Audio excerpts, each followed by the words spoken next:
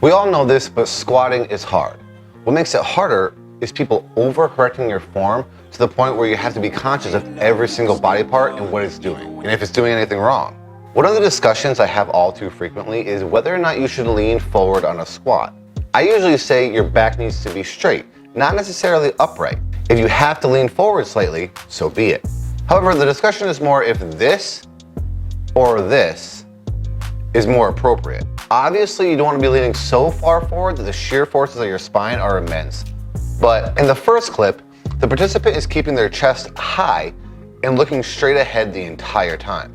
Now, this could be completely fine, as we'll talk about next, but the two cues that lead people to do this movement are keep your chest up and stick your hips back. These are not compatible cues if you want an upright spine.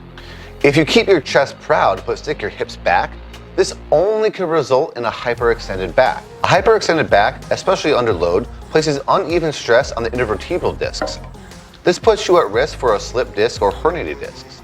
However, the second clip shows a structurally sound spine. The load is displaced across the spine, although slightly deviated from vertical. So if you're concerned about how much load your spine will take in a squat, lower the weight. But leaning forward with a straight spine under load will sure enough not put you at as much risk as hyperextending that back under the same load. I mentioned in the beginning that you don't necessarily have to lean forward in a squat.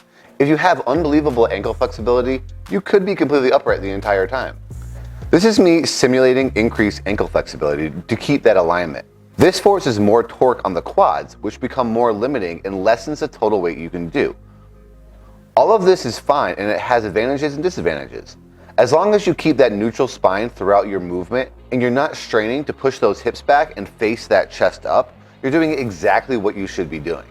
I like to recommend the optimal torso trajectory to be the same as if you're jumping.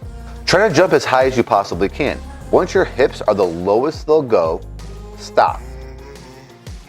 That's the torso angle that is right for you at the lowest point of the squat. Let me know what you think about this advice in the comments below. And consider subscribing if you want more long drawn out answers to seemingly simple fitness questions. However, this one wasn't super drawn out, but thank you and good luck anyway.